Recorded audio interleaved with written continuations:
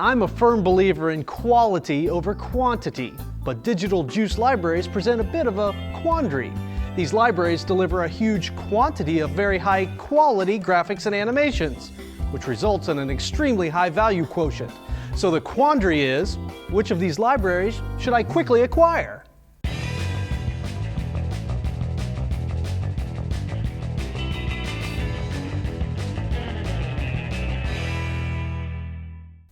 As a guy with quite a few years as a producer, editor, and creative director, I can honestly say that you'll find an absolute ton of uses for each kind of library that Digital Juice offers. However, if pressed for a favorite, I'd have to strongly suggest you take a look at the Motion Design Elements library. Hundreds of keyable graphic elements to use anywhere, anyhow, and any way you want. A virtual MDE Jubilee, if you will. So sit back, relax, and take 5 as we throw out 5 quick tips for making the most of the motion design elements. Tip number 1, stack them using MDEs to create custom elements. Take some time to explore the motion design element libraries. These are the kinds of elements that the artists at Digital Juice create, and then they combine them to create other animated elements like backgrounds, overlays, and transition effects. And with the MDE tools, having motion design elements on your shelf gives you the power to create your own custom, never-before-seen animating graphic elements, like backgrounds, overlays, and lower thirds.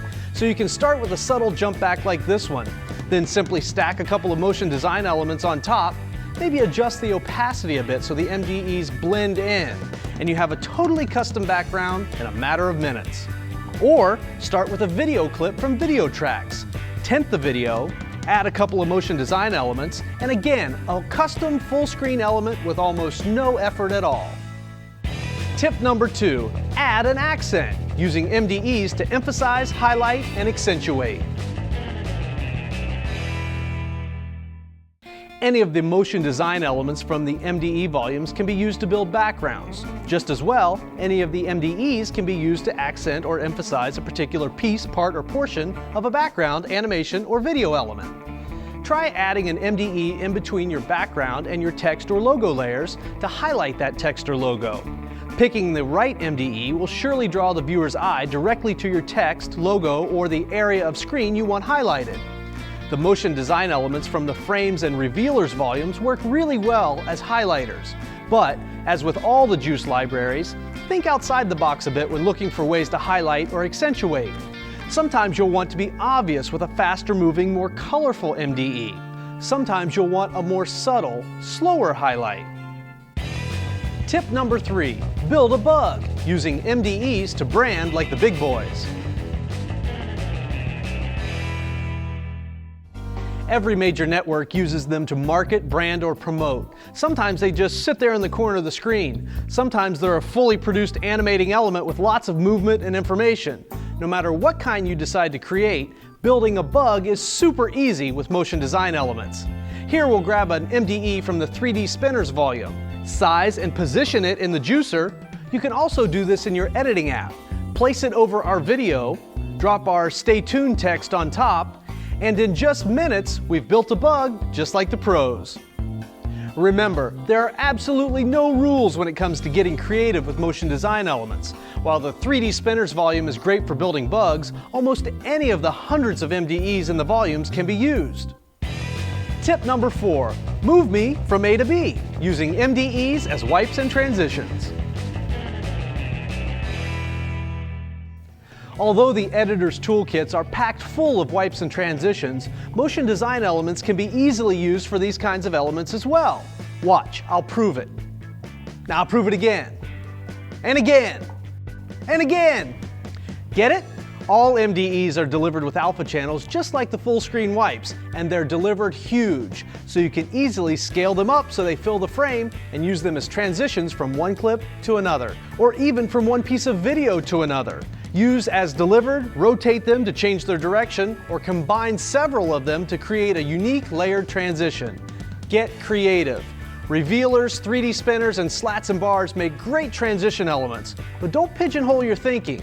Just because the box says revealer or frames doesn't mean that you have to use those elements just for revealing and framing. Tip number 5, lay it on the line. getting creative with line items and slats and bars. Okay, one last quick tip. While you can get creative with any of the MDEs, I had a couple of quick ideas for line items and slats and bars. Stack 2 or more line item MDEs on top of one another on your timeline, then position them to make a custom lower third. Use a couple of line items to create a title bar for a full screen graphic. Use a line item or bars MDE and position it along a split screen for a more interesting look. Or key a slats and bars MDE over a piece of video, then add transparency to create a very cool textured video effect. I haven't even scratched the surface of all the uses for motion design elements. The number and ways you'll find to use these incredible, powerful animating elements with alpha channels is truly only limited to your imagination. Now, a quick recap. Tip number 1, stack them. Tip number 2, add an accent. Tip number 3, build a bug. Tip number 4, move me from A to B. Tip number 5, lay it on the line. Motion design elements are powerful and flexible tools for creative professionals. I cannot tell you how fun it is to actually build your own custom elements without the help of a motion graphics designer. Until next time, don't forget to balance work and play, and every once in a while, stop and take 5.